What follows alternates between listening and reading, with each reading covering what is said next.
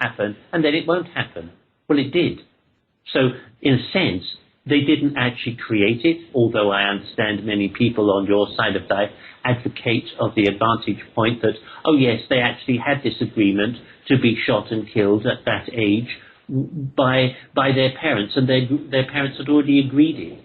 And the whole situation was a scenario waiting to happen because the spirit world had deemed it so, which in actual fact is a very sorry state of affairs to inflict upon anyone. So what I'm saying is that people who pass through violence, they don't want to pass through violence, maybe they create it themselves, maybe they don't. Situations of synchronicity, syncretic voices, are what tend to happen when a person who is fitting an aeroplane and fits a bogus part upon the aeroplane creates a chain reaction of synchronicity which is detrimental to all of the people who are riding within the aeroplane. Simply what happens then is that person faces the karmic voyage of what they have created and will have to be forgiven for that and will have to forgive themselves for it in the fullness of time. Yeah. So, I mean, with what you said there, I mean, with the potentials of something like what happened to the Amish girl, was that something that was quite a prominent thing to happen in her life, or, you know, can the sort of less prominent thing happen? I mean, we obviously understand that there's no coincidences. Okay, nothing happens by accident. So but it does. It does. So there is potential for. Oh, absolutely. Yes, because if you are, let's say then, you are caught in Sichuan in one of the avalanches, is that an accident? Is it an act of nature? Did the earth mean it to happen? Did it have a conscious physical effect upon the earth? Was the earth actually waiting? Oh, I know, I'll make the earth shake at this time so that I can kill lots of people. It is a strange tale of events, but in actual fact, the earth's energy and the earth's spirit is not that aware of human beings. Human beings think that the earth must be, but they're like ants to it. And the earth's spirit energy is in fact completely different to anything that a human being may make manifest, because it's a completely different organism and a completely different species, a part of spirit, part of God. So that means to say what you are dealing with is on a completely different level, an altered state of vibration. If you are a person then who was trapped within an earthquake or a mudslide or something like that, could you say that it's in the path of coincidence or it is an accident? Yes, I suppose so. In a sense, you could say, unfortunately, that person was in the wrong place at the wrong time. It's not a synchronicity pathway, because otherwise you would say, well then, obviously, synchronicity works both ways. It works negatively or positively. Either the person was unhappy and wanted to die, in which case it was a positive outcome for them to have gone through that pathway of synchronicity and actually be submerged in the mudslide. Otherwise, you would say it was completely the opposite if it was a child that was 8 years of age, just fresh out of school, or was still in school, and their school was submerged by the mud, and 400 other children passed with them. How can you then bring about the true coincidence of what you feel and are led by into the pathway of synchronicity or even thou from God? How does that marry into the whole conflicting situation that human beings try to grapple with their minds? It is quite simple, dear friends. Human beings put the rationale of this super situation of that its superior intelligence creates everything. I am saying to you, if you look at a whale or a tortoise or an elephant or a swan, a gorilla or marmoset, you will look at the same eye of God as you look into the mirror.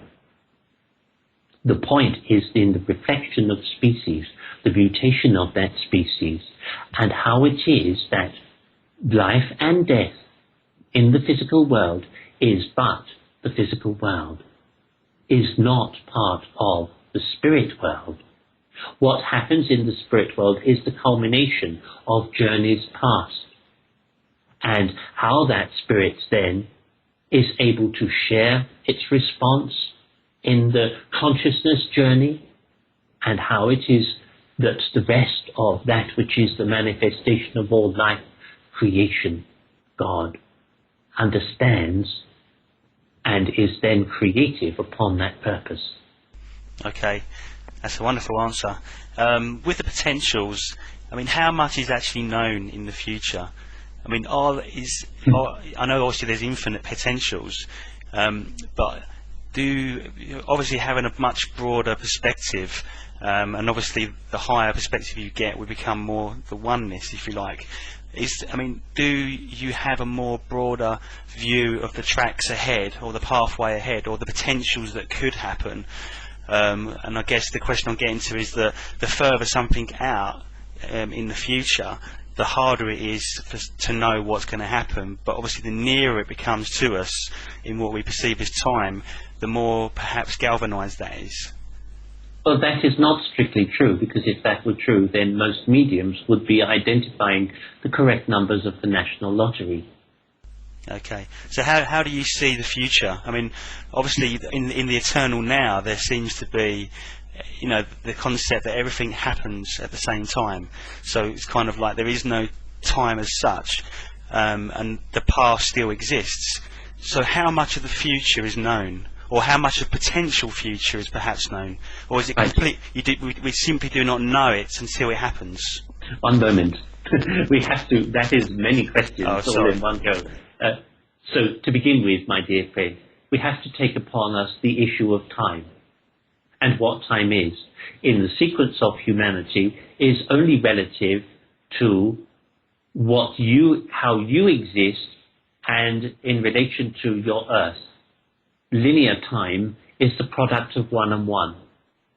The law of proximity is what governs the product of one and one. So linear time is something which is human state and physical state. It also exists in other worlds as well, I have to say, throughout your entire universe known to you. But it's not the same time. So if you were looking at, shall we say, a certain star system, and that star system you would suppose then is governed by the same linear time that you are, it is totally incorrect, because in actual fact it would not be the same if you flew there, if you follow me. Because if you actually made the journey to that particular place, what you would find would be that the way in which you understood that place, and the way that you understood that place in relation to your own planet, would be governed by one set of principles, governed by your own linear time, but it may not be that the intelligence of that planet's own governance of time, or what their linear state of control would be. So the law of proximity is governed by where you are from, and is only set within the approximate value of your own particular system. So that doesn't mean to say that as you travel through the universe, that if you were on some kind of ship or whatever, that the sequence of time would gradually change. It wouldn't, because it's relative to your own state of being.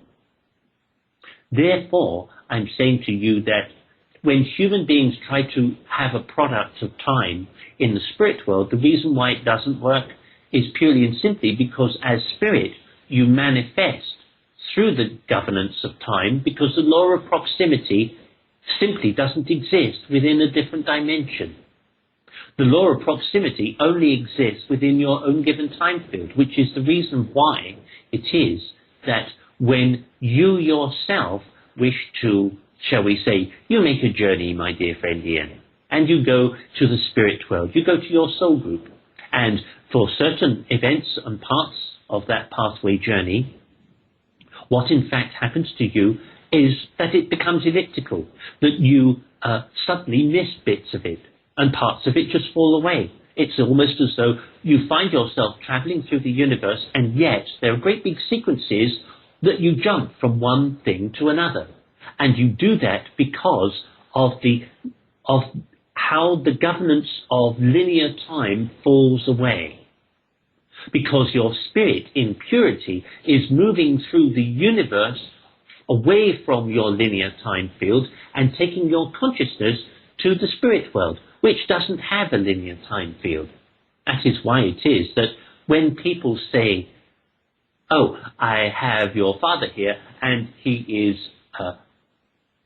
struggling with what he is trying to say. And the reason why he's struggling with what he's trying to say is because he's in a completely different time zone. And actually, what he is trying to relate to is back within his conscious cell memory in order to